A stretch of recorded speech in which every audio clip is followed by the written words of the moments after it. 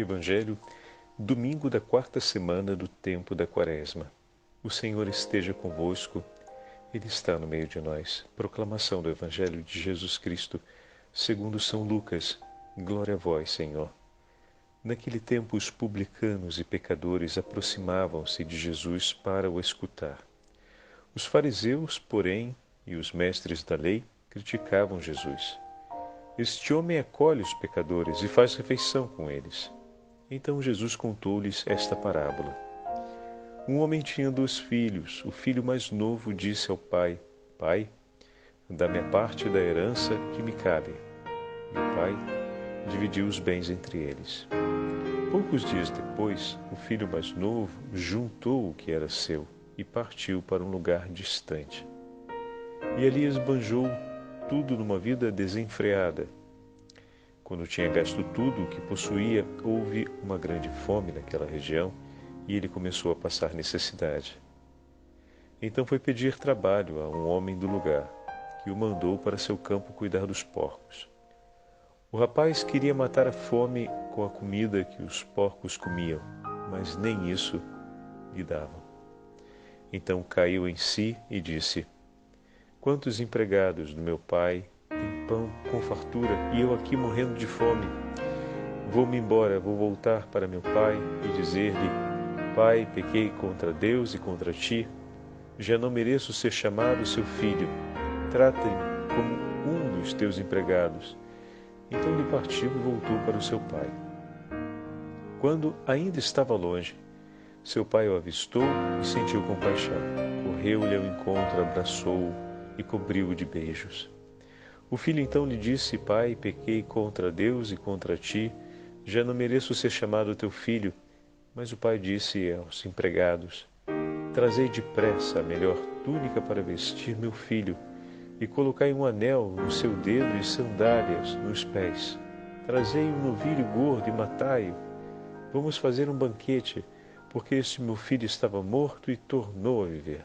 Estava perdido e foi encontrado. E começaram a festa. O filho mais velho estava no campo. Ao voltar, já perto de casa, ouviu a música e barulho de dança. Então chamou um dos criados e perguntou o que estava acontecendo. O criado respondeu: É teu irmão que voltou. Teu pai matou um novilho gordo, porque o recuperou com saúde. Mas ele ficou com raiva e não queria entrar. O pai, saindo, insistia com ele. Ele, porém, respondeu ao pai: Eu trabalho para ti há tantos anos. Jamais desobedeci a qualquer ordem tua. E tu nunca me deste um cabrito para eu festejar com meus amigos. Quando chegou esse teu filho, que esbanjou teus bens com prostitutas, matas para ele um novilho cevado. Então o pai lhe disse: Filho, tu estás sempre comigo, e tudo o que é meu é teu. Mas era preciso festejar e alegrar-nos, porque este teu irmão estava morto e tornou a viver, estava perdido e foi encontrado. Palavra da salvação. Glória a vós, Senhor. Domingo da quarta semana do tempo da Quaresma, em nome do Pai, do Filho e do Espírito Santo. Amém. Queridos irmãos e irmãs, esse também é chamado o domingo da felicidade, o domingo da alegria, o domingo letária. E a igreja se reveste com a cor rosa que representa essa abertura de felicidade durante o itinerário da Quaresma. O tema que marca o quarto domingo do tempo da Quaresma é o tema da luz, o tema dos olhos que se abrem para contemplar a grandeza do amor de Deus. Estamos no ano C e ouvimos o Evangelho de São Lucas. A liturgia hoje nos levou para o 15º capítulo do Evangelho de São Lucas e ouvimos na parábola do filho pródigo. Não podemos ignorar que o 15º capítulo do Evangelho de São Lucas estão as 3 parábolas da misericórdia. Então, o Evangelho de hoje mostra a história do coração de 2 filhos que se abrem. Mas se abrem para serem iluminados pelo fulgor da misericórdia do coração desse Pai. A parábola que retrata e sempre nos toca muito a figura dos dois filhos tem como personagem principal o pai. Por isso poderemos falar que se trata da parábola do Pai misericordioso. Bom, vamos olhar um pouquinho mais esse texto que acabamos de ouvir. Inicialmente, Jesus está diante de um público que o escuta. Quem são esses? O primeiro são os publicanos. Deixa o padre pegar aqui o versículo direitinho para a gente poder comentar com o versículo certinho. Só um minuto. Pronto.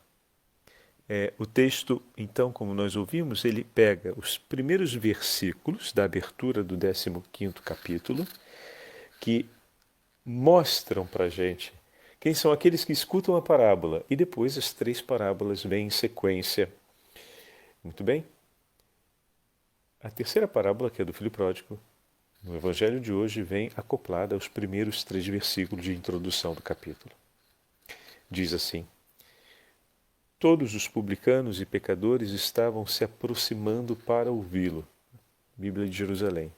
Acrescenta esse todos, enquanto na tradução que nós temos no texto da liturgia de hoje, vem escrito, estou pegando aqui o texto, os publicanos e pecadores se aproximavam. Bom, na tradução da Bíblia de Jerusalém tem esse elemento que intensifica, né? Todos os publicanos e pecadores estavam se aproximando para ouvir o Senhor. Então, o primeiro grupo dos interlocutores de Jesus é formado por aqueles que querem ouvi-lo, aqueles que vêm ao seu encontro, aqueles que estão ali com um coração disposto para ouvir da parte do Senhor o ensinamento da verdade. E também, junto com eles, se encontram os fariseus e escribas. Esses, porém, murmuravam. Eles não estavam ali para ouvir o que o Senhor tinha a dizer, mas para falarem o que acreditavam ser preciso dizer. Então eles não estavam ali para acolher a voz do Senhor, mas para tentar manifestar uma voz que fosse mais significativa e mais importante do que aquela do próprio Senhor. Então, enquanto uns se abrem para receber o que Cristo tem a oferecer, outros mantêm o coração fechado sobre suas próprias certezas e convicções. Bom, por que o Padre Fábio está marcando isso? Porque em alguns momentos nós vamos ver oscilar entre os dois filhos essa realidade. Tem hora que parece que o filho mais novo está fechado em suas convicções. E parece que o filho mais velho, quando dá o seu depoimento, demonstra mais abertura, pois ele é aquele que sempre obedeceu ao pai, enquanto o filho mais novo, no início da parábola, parece aquele que está fechado em suas convicções. Depois a coisa se inverte. O filho mais novo parece ser aquele que se abre para receber do pai, enquanto o filho mais velho parece ser aquele que está fechado em suas convicções e não quer aceitar que a coisa seja diferente. Então, a gente não pode dizer exclusivamente que o filho mais novo é o retrato dos publicanos e dos pecadores, e que o filho mais velho é o retrato dos fariseus e dos escribas exclusivamente.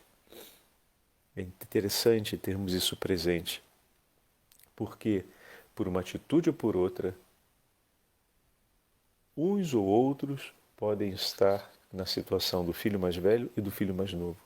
O que significa que o ponto central não é a classificação de quem é esse ou quem é aquele entre os ouvintes de Jesus, mas é a postura com a qual, como ouvintes, nos colocamos diante do Senhor. Se toda a terceira semana do tempo da Quaresma foi um chamado para a conversão, a pergunta que fazemos agora é: e nessa quarta semana, eu que percorri um itinerário de conversão, como me coloco diante do meu Senhor? Fechado sobre as minhas próprias convicções? Ou me coloco aberto para contemplar a misericórdia de Deus? Bom, vamos entender agora uma outra coisa importante. Como o pai perde para não perder o filho. Como assim? Reparem, o texto começa com um filho falando para o pai, né? Então, disse ainda o Senhor aos ouvintes: um homem tinha 2 filhos. O mais jovem disse ao seu pai, bom, o mais jovem, ele não tem nem o direito da primogenitura. Ele é o mais jovem. Estamos na tradição do povo de Israel. Então ele não tem sobre si o direito da primogenitura, da bênção, o que vai significar que ele também não tem o direito como primeiro sobre a herança. Ele se vira para o pai e pede a parte da herança que lhe cabe. Bom, aqui estão acontecendo 2 coisas. Primeiro, quem é o proprietário de todos os bens é o pai, não é ele, nem o outro irmão. Então não cabe a ele pedir absolutamente nada. Ele não tem propriedade sobre nada. A propriedade exclusiva e total sobre todas as coisas pertence ao pai. 1. 2. Ele quer a parte da herança. A herança caberia a eles após a morte do seu pai. E ele quer ainda passar sobre o direito de primogenitura de seu irmão e pedir e rogar para si a prioridade naquilo que não lhe pertence. Então, os bens atualmente não pertencem a ele, pertencem ao pai. E como herança, ele ainda deveria se submeter à regra da primogenitura, e a predileção e a preferência viria para seu irmão na divisão dos bens e não para ele. Em síntese, poderíamos dizer, num português mais simples, está todo errado, não é verdade? Muito bem. Além disso, além de estar todo errado, ainda está cometendo um ato de desrespeito com seu pai. O pai teria todo o direito do mundo em colocá-lo no seu lugar. Seria um direito absoluto do pai passar-lhe um carão, mostrar para ele aonde o que ele fala é absolutamente errado, aonde o que ele fala é sem noção. O pai poderia tomar a iniciativa de repudiar o que ele está dizendo e colocá-lo no próprio lugar de uma maneira bem forte e bem firme. E não estaria errado em fazer assim. Entretanto, do modo de agir de seu filho, o pai já percebe que ele está cego.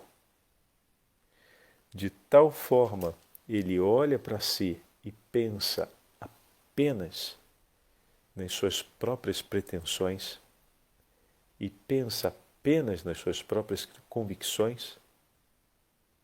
Ele está completamente cego. E aqui o pai tem a opção de colocá-lo no lugar dele, ser firme, ser forte, ser até punitivo, além de ser, obviamente, educativo. E mesmo assim, seu filho, sem parte alguma da herança, iria embora. E partiria seguindo a sua inspiração cega. Não sei se eu estou conseguindo me explicar. Naquele momento, esse jovem estava completamente cego, porque as suas prerrogativas são todas elas equívocas. Desde acreditar-se proprietário de algo, sobre direito, ter direito sobre algo que não lhe pertence, e ainda fazer o pai trabalhar para ele, porque era o pai que deveria se desfazer dos bens e entregar para ele o direito. Ele está cego. essas súplicas, esses pedidos não fazem o menor sentido. Mas ele está decidido. Ele está decidido a virar as costas e partir.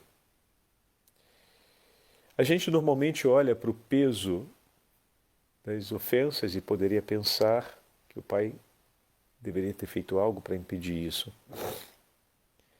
A gente olha às vezes para o valor dos bens e acha um absurdo que a herança fosse dividida e fosse entregue para ele dessa forma, como também o filho mais velho depois vai falar. Mas prestem atenção agora, meus irmãos. Vendo-o completamente cego e prestes a fazer uma grande asneira com a sua própria vida, a razão do pai foi a razão do amor, foi uma outra. O que não pode faltar na vida desse meu filho que está para tomar uma decisão como essa? E sabe o que não poderia faltar ali? A certeza de que o seu pai o ama em todas as situações e que o seu amor por ele não muda, ainda que ele faça as piores besteiras dessa vida. Aquele pai sabe, por experiência e pela sabedoria adquirida, que a estrada que seu filho está escolhendo, que as decisões que ele está tomando, não vão levá-lo por um caminho bom e não vão dar certo. Mas quando então tudo desmoronar e ele estiver no fundo do poço, ali pode bater o remorso por ter feito tudo o que fez, e ali pode bater também o medo de voltar atrás e de acreditar que ele ainda tem uma chance nessa vida. E desse modo precipitar no desespero completo. Isso só não iria acontecer se ele tivesse a completa e total certeza de que o seu pai lhe amava e lhe ama tanto. Então, naquele momento, entre puni-lo ou impedi-lo, o pai escolheu o caminho da humildade e o caminho do amor. Ele vai partir daqui levando todos esses bens que, como palha seca, serão queimados. Mas ele vai partir daqui também levando consigo uma certeza. Quando eu fiz a maior asneira da minha vida, meu pai não levantou a voz contra mim e me condenou, tirando de mim a chance de poder me arrepender. Como assim, Padre Fábio? Não estou entendendo. Quando ele cair em si, meus irmãos, ele vai ver a besteira que ele fez. Ele vai ver a lambança que ele se meteu, o fundo do poço que ele encontrou. E se ele tivesse partido de casa, depois do pai ter lhe dado uma bronca enorme e ter feito punições severas contra ele e até desencorajado ele, ameaçando de que ele, fazendo aquilo dali, não seria mais seu filho.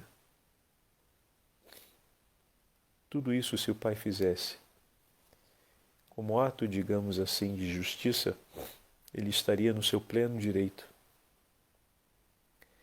Mas ele, sabendo que o seu filho estava cego e que quando caísse em si, poderia sentir medo de voltar atrás por tudo aquilo que ouviu, por tudo aquilo que o seu pai lhe disse na cara, ele poderia ficar perdido para sempre. Ao pegar os bens, dividir a herança e entregar, o pai está com o seu gesto, não se esqueçam, em Deus o agir e o falar se equivalem, o pai está testemunhando para ele que reconhece tudo o que ele está fazendo de errado e que o está perdoando desde então. Como assim, Padre Fábio? O pai é mais sábio do que ele. O pai compreende o sentido das coisas. O pai tinha o direito de ser duro e condenatório em relação a ele. Mas se não o fez, é porque o ama. É porque o ama. Tanto que o texto vai dizer que chega no momento em que ele cai em si, em que ele se dá conta, usando a nossa linguagem mais coloquial, em que ele se dá conta. Ali, finalmente, ele realizou, como falam os americanos. Ele chegou no fundo do poço e, caindo em si, constatou: na casa de meu pai, vou embora e procurar meu pai e dizer-lhe: Pai, pequei contra ti, contra o céu e contra ti. Veja, ele tanto caiu em si que ele reconhece a ofensa que ele cometeu contra o mandamento da lei de Deus, honrar pai e mãe. Ele pecou contra o céu e contra ele. Agora ele caiu em si e viu a grande besteira que ele fez. Ele já pede para voltar, pensando em não ter mais a sua dignidade de filho. Imagina se o pai, no momento da raiva e da cabeça quente, tivesse dito que ele não é mais seu filho.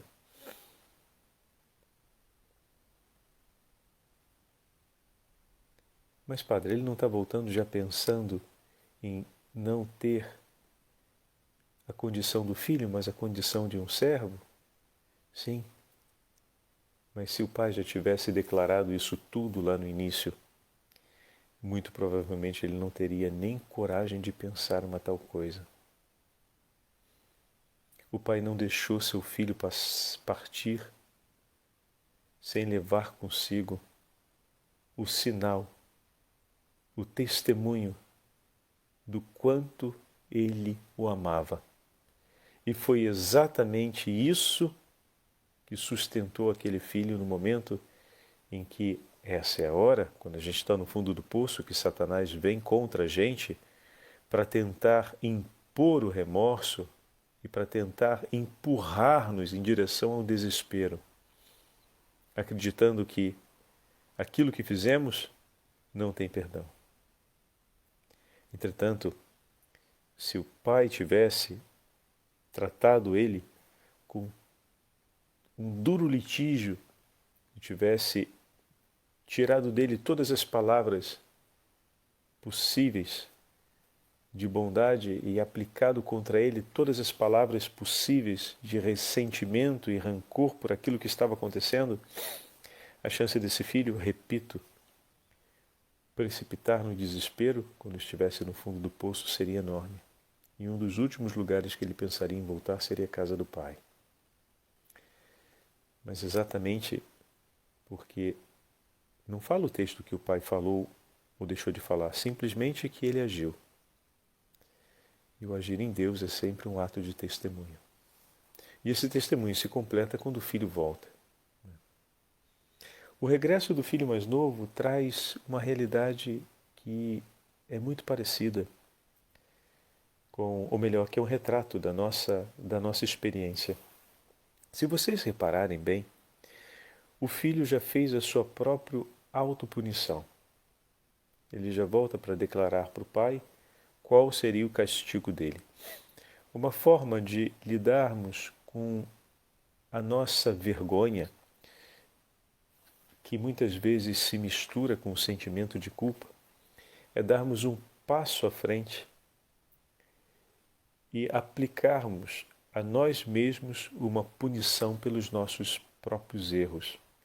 E dessa forma nos sentimos redimidos, ou ao menos um pouco mais seguros em relação àquele desapontamento moral que foi o nosso erro.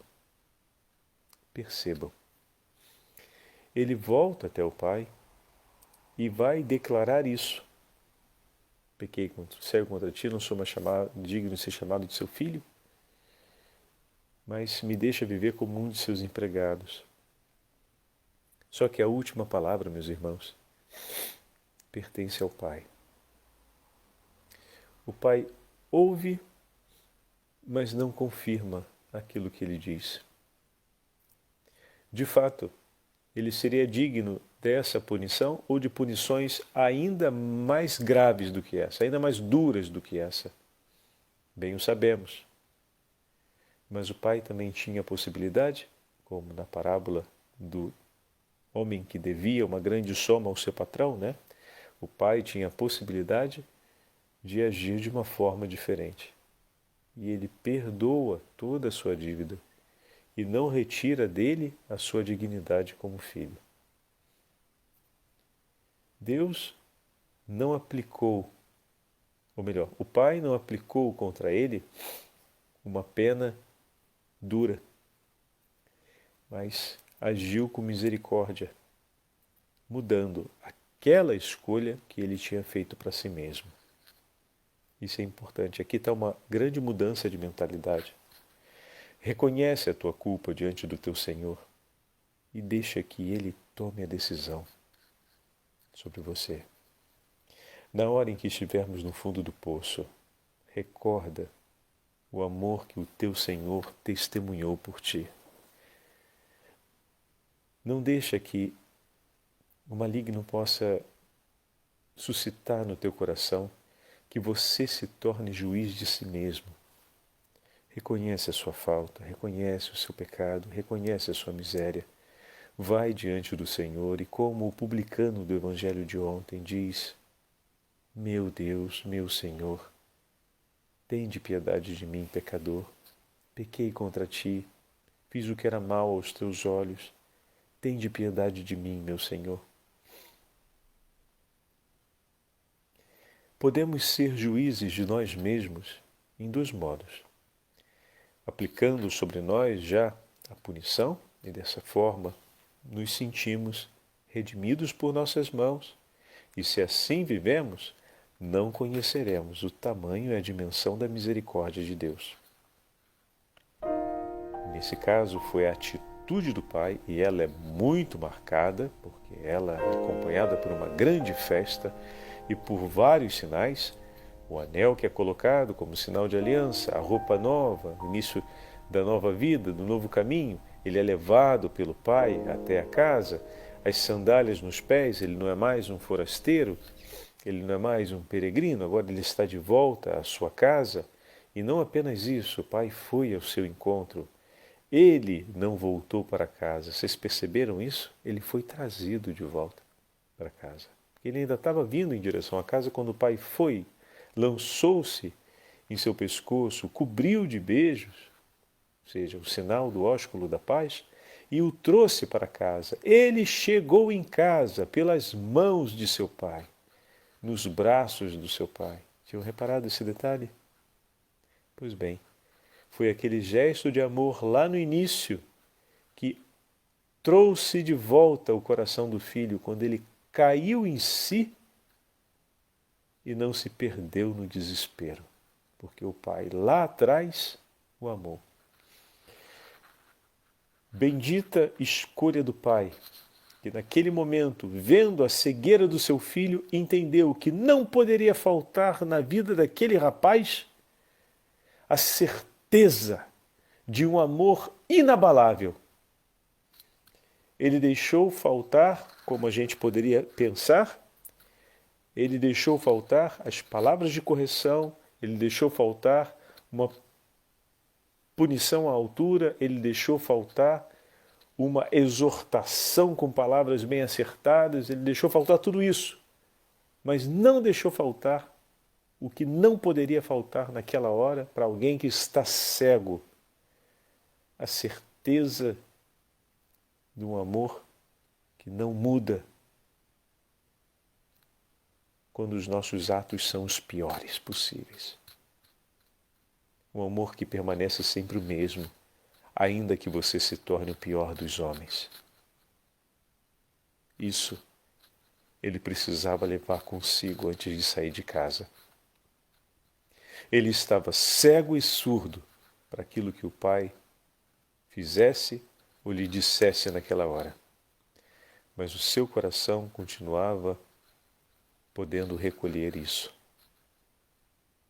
E se o seu coração ali naquela hora não viu isso, mas pôde entender depois, aqui o Padre Fábio acrescenta, por obra do Espírito Santo e pela graça do nosso anjo da guarda, que vem em nosso favor para recordar os sinais de Deus ao longo da nossa vida, né? Sabemos que esse é o papel do Espírito Santo, mas na nossa memória também move-se a ação do anjo da guarda, que nos ajuda, assim como os anjos malvados sensibilizam, né, os nossos afetos para se orientarem àquilo que é perverso, também o anjo da guarda sensibiliza os nossos afetos para nos orientar para aquilo que vem de Deus. Mas aquele filho voltou, porque antes de partir, o pai lhe entregou essa certeza. Entregou parte da herança também, metade da herança, mas entregou essa certeza. Parte da herança foi toda ela queimada, né? Foi gasta. Mas isso ficou e foi o que sobrou. A certeza de que o amor do meu pai por mim, por pior que eu tenha me tornado, o amor dele por mim permaneceu sempre o mesmo. E isso o fez voltar. E Lucas faz com tanta delicadeza a gente acompanhar esse encontro, onde o pai corre, o abraça e o traz para casa. Assim como o pai deixou esse tesouro junto com ele, como parte da herança, agora, por esse mesmo tesouro, o pai o traz para dentro de casa. Que lindo, né? Nossa, é bonito demais isso. Só que restava agora o outro filho mais velho. E aqui vem o segundo ensinamento para a gente. Perdoem se a gente faz um pouquinho longa hoje a meditação. O segundo ensinamento, vou fazer breve agora a figura do segundo filho. Nós podemos ser juízes de nós mesmos para atribuir a punição, dessa forma nos livrarmos um pouco mais do peso da vergonha pelos erros cometidos, mas também podemos agir de uma outra forma, legislando em nosso favor para nos assegurar os benefícios. O filho, quando vai diante do pai, não aceita aquilo que o pai faz por seu irmão e apresenta a sua própria vida. Ele não se sente participando da herança do pai, ainda que participe. E reclame, reivindica diante do pai o fato de não ter podido realizar o que estava em seu coração. O que significa dizer que o pai tinha uma dívida com ele. Você tem uma dívida comigo. Então, às vezes, a gente aplica uma atitude de punição contra nós mesmos. Em outros momentos, podemos nos atribuir uma condição de sendo aqueles que precisam receber o pagamento dos outros. O Senhor tem uma dívida comigo, porque eu não fiz nada de errado e esse seu filho que fez tudo de errado contra ti está recebendo tudo de ti e eu não recebo nada. O que significa dizer, o Senhor está me devendo. O que significa dizer que as regras com a qual esse jogo é jogado, elas são injustas contra mim. Sou eu que estabeleço o parâmetro de justiça. Às vezes podemos nos colocar na posição daquele de sou eu que estabeleço os padrões de justiça e as punições e dessa forma ninguém deve cobrar-me nada depois disso. Às vezes a gente pode fazer o juízo de outro modo. Sou eu que estabeleço os padrões de justiça e estabeleço quem é que está devendo o que a quem. Seja por um lado, seja por o outro. O pai, da mesma forma como saiu para buscar o filho mais novo, sai agora para buscar o filho mais velho. Assim como o filho mais novo aprendeu a justiça através da misericórdia, o filho mais novo vai aprender o caminho da justiça através do ato de misericórdia também. O pai, vindo até ele, o acompanha para junto da festa, chamando-o para celebrar com o seu coração, junto com ele, aquela alegria. O caminho de justiça é aquele do coração do pai. O pai convida o filho mais velho a abandonar o caminho de justiça que ele havia estabelecido para a sua própria vida, para aprender a justiça segundo o coração de seu pai. E dessa forma, realmente, a última coisa que faltava seria dele também. Porque tudo que é meu é seu, é verdade. Bois e cabritos, é tudo seu. Só que tem mais uma coisa, que também é sua e que precisa se tornar sua hoje. O seu modo de sentir e o seu modo de viver a justiça. E hoje eu coloco meu coração em tuas mãos, meu filho, e te peço, vem comigo, toma o que é teu e vamos celebrar. O Senhor esteja convosco, Ele está no meio de nós. Pela intercessão da Beatíssima Virgem Maria, de São José, abençoe-vos o Deus Todo-Poderoso, Pai, Filho e Espírito Santo.